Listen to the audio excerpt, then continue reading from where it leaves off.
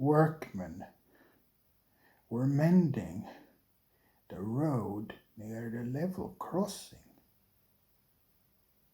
They sectioned off parts of it with red and white cones, and a steamroller shoved importantly. His name was George. He was the most unpleasant steamroller. "Railways are no good," he grumbled. "Turn them into roads." "Nonsense," said Daisy one day.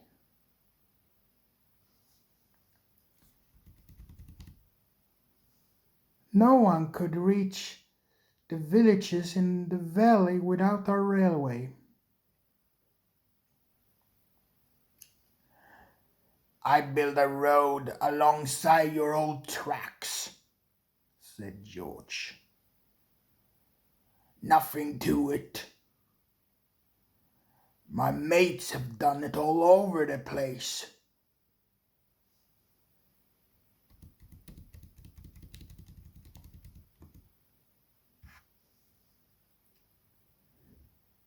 Daisy told Percy and Toby what George had said. Toby was worried because he knew George was right.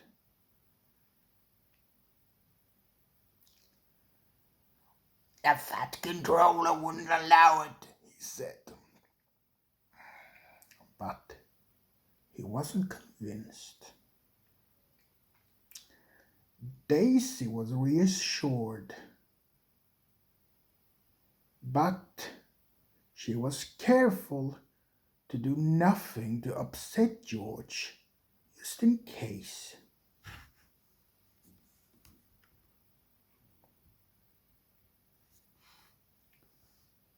Then something happened which made them forget all their worries. Daisy was at the platform when the station master came to talk to her driver. He had a letter in hand.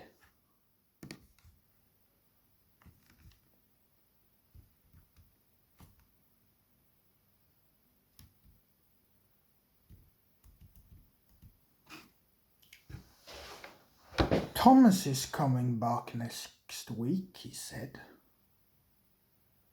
The engines were delighted. Of course, were any in Clarabelle.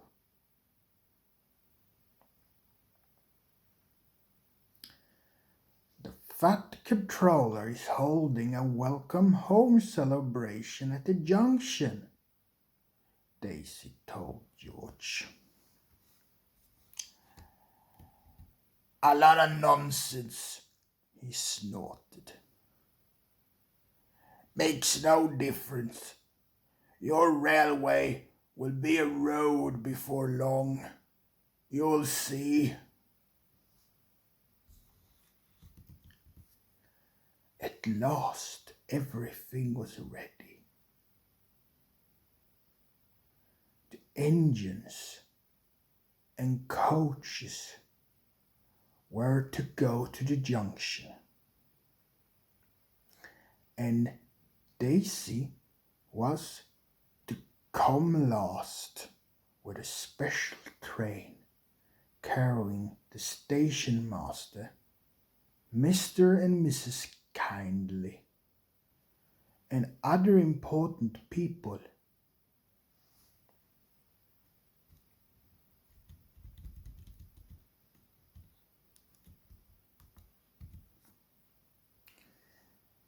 Daisy set off happily from the top station.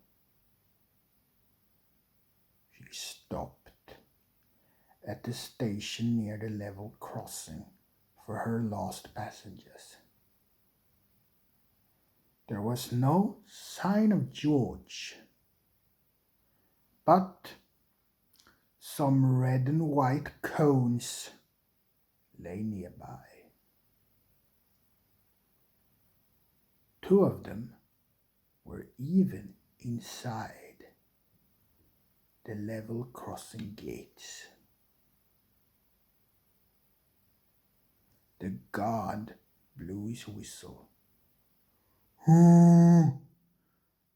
tooted Daisy. "Away we go!" And she rattled towards the level crossing.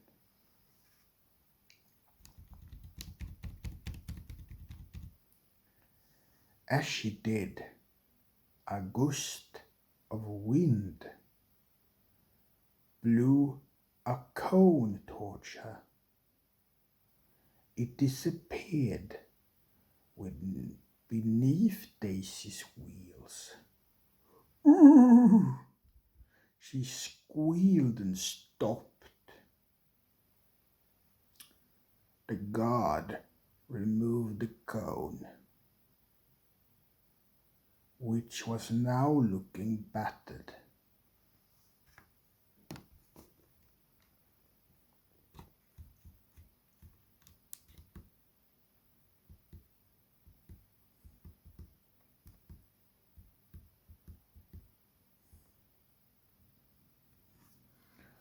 "Go!" groaned Daisy, trying to move. "Help, I'm stuck." The driver got down to look. "That cone has damaged your brakes," he told her.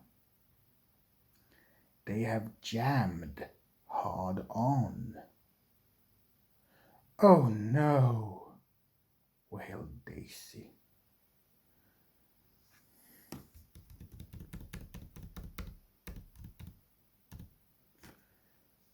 "The passengers won't get to Thomas's welcome party in time. Why can't that stupid George clear up his rubbish properly?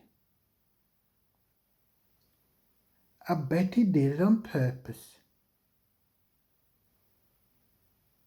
"Can't be helped, Daisy," said the driver. "We'll do what we can do." A fitter came,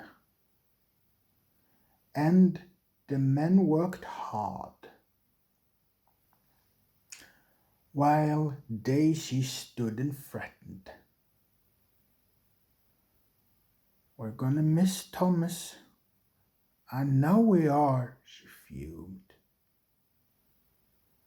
But at last the job was done, and Daisy set off with a roar. As they neared the junction, Daisy could see a big crowd on the platform. She heard a cheer. "Oh dear," she groaned. "We're too late."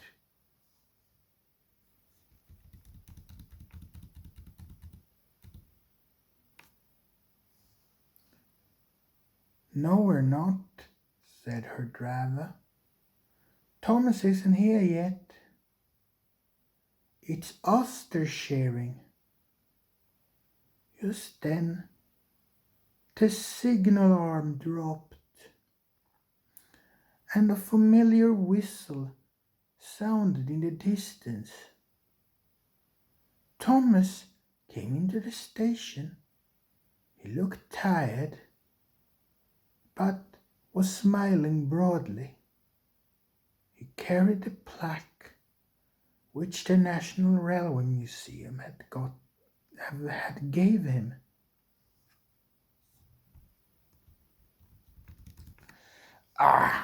"Welcome home, Thomas," said the fat controller.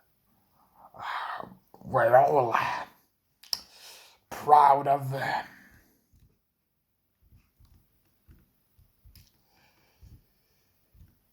You and delighted to see you safely back, especially Annie and Clarabelle. Everyone laughed. The fat controller held up his head. 3 cheers, he called, for Thomas, our famous tank engine. Hip hip, hooray.